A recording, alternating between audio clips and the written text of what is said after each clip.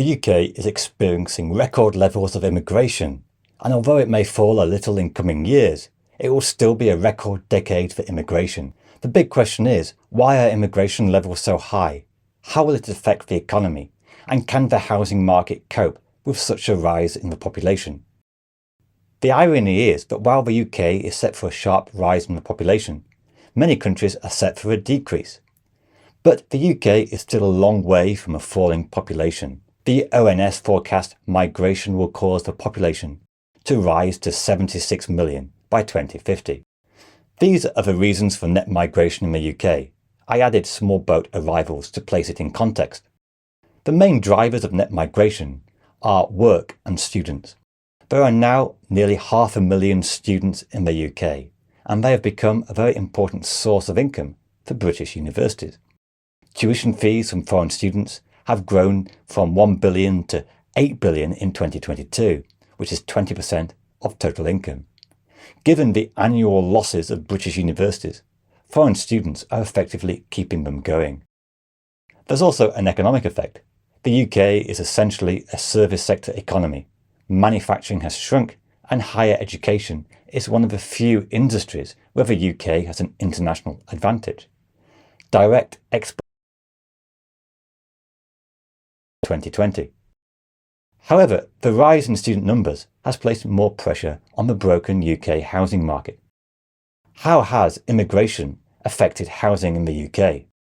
But first, if you find yourself studying in a foreign country, how can you make sure you get to watch your favourite TV channels? Well, why not consider NordVPN? NordVPN enables you to improve browser security and use IP addresses from around the world.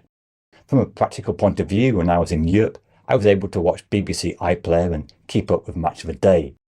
With NordVPN, you can watch US-only Netflix shows and access sites which block by region.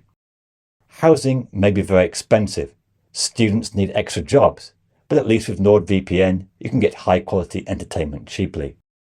Grab your exclusive NordVPN deal by going to get a huge discount off your NordVPN plan with 4 months extra and an extra gift for free. It's completely risk-free with Nord's 30-day money-back guarantee.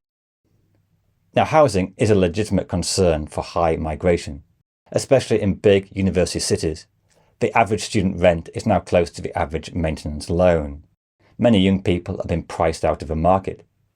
In 2018, the Ministry of Housing, using a model from the University of Reading, suggested a 1% rise in households from migration led to a 2% rise in house prices.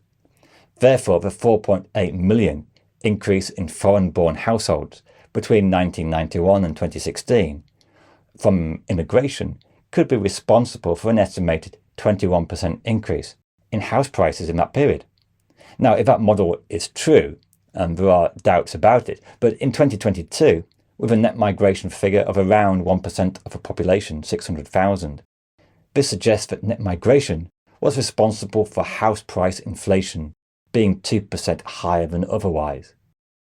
Now, this model is something of an outlier in terms of pricing effects.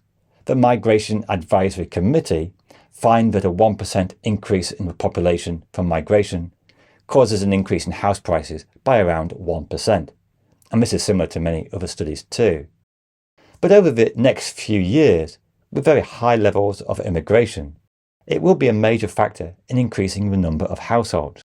And the problem is that the population is rising faster than the UK's ability to meet housing needs.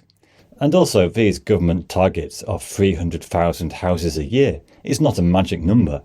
A recent Financial Times investigation suggests that in the light of recent immigration stats, the figure needed could be closer to 421,000 homes a year.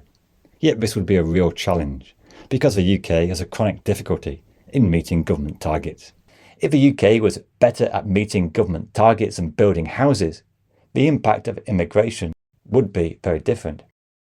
Now, it's important to say that immigration is not the primary cause of the housing crisis.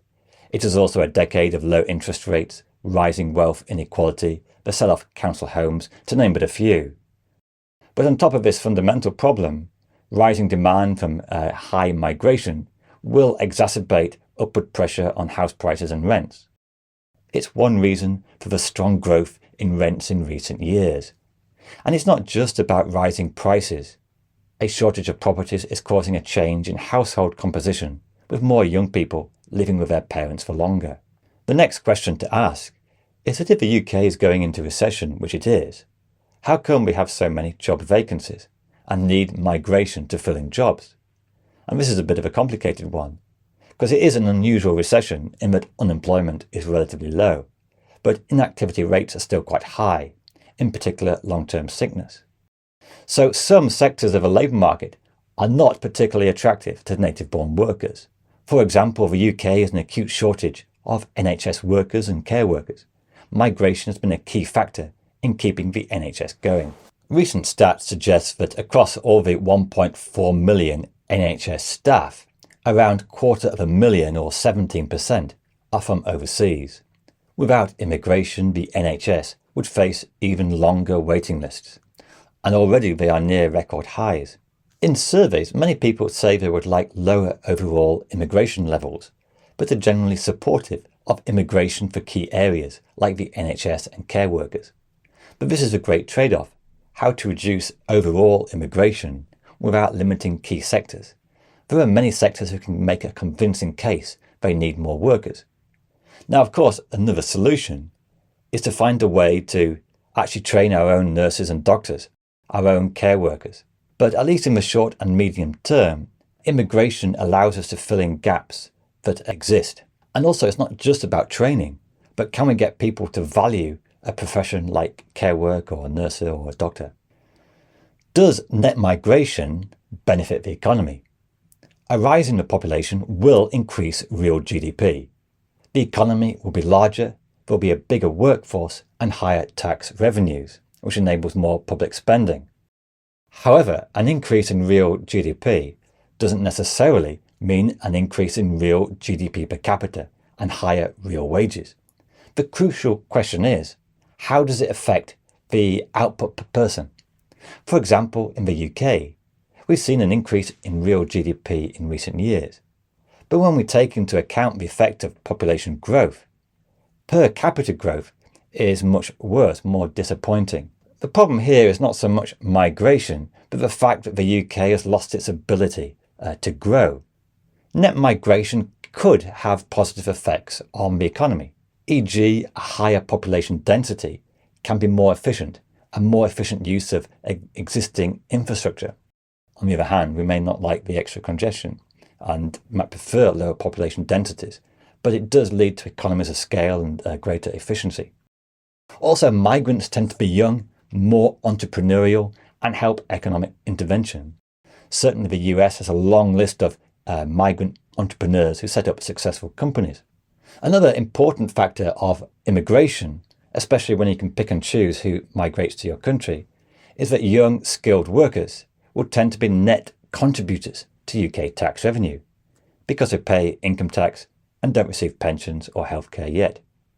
In 2019, a report found that EU migrants were net contributors to the budget compared to, say, native-born people. Non-EU migrants contributed less because at the time they were more likely to be elderly family members. Now, a very legitimate concern over high immigration levels, especially from a local point of view, is whether public services will be able to keep up with the increase in demand. In recent decades, austerity has hit many government departments. We see shortages in housing, health, the legal system, schools and the environment. Local councils are facing bankruptcy and there's a long period of underinvestment. Therefore, the idea of a rising population on top of this understandably makes people concerned. Will they be able to get an appointment with a doctor? Now, the sad thing is that net migration should be creating more tax revenues to pay for improved public services. But government spending has become so stretched, we tend to only see the effects of austerity and waiting lists. But if immigration was stopped, it would have a negative effect on the government's finances overall. It would be harder to cut taxes because we're relying on that growth in real GDP to have better government tax revenues. Now, it's often claimed that immigrants take native-born jobs, leaving domestic workers worse off. But is it true? This claim assumes that the number of jobs in an economy is fixed. But if you increase the population 10%, you will increase demand 10% too. And so for every job an immigrant takes, a new one will be created. In economics, it's something known as the lump of labour fallacy. Now, in a period of high migration, the UK has seen a fall in unemployment. In fact, it is the very low unemployment which is causing such a rise in work-related migration. If unemployment was to start to increase, you would almost certainly see a fall in work-related migrants. And this is, you could say, an advantage of migration. It can make labour markets more flexible. When the labour market is booming, workers are coached in, but when the labour market goes down, less migration happens. What about wages? Does low-skilled migration put downward pressure on wages? The Bank of England found there may be a small marginal effect, but overall the impact on wages is fairly neutral. Evidence is mixed, but studies suggest little discernible difference. Until 2008, high migration was consistent with real wage growth. But since 2009, high migration has coincided with low wage growth. But here the problem is not so much migration, but all the other factors pushing down wages in the UK. Austerity, Brexit, low investment, low productivity growth. We won't go into it now. There's a video here if you're interested. The final point is that despite migration, the UK has an ageing population, and this raises many problems, such as falling tax revenues and higher demand for pensions and healthcare. For many countries, this decline in population is forecast to be quite severe and could lead to very significant economic problems. In the future, we may well think that high levels of immigration could be a solution to the demographic crunch. This video on my global channel goes into more detail on how the world population may be forecast to fall in the coming years and what the consequences could be. So please do check it out and see you soon.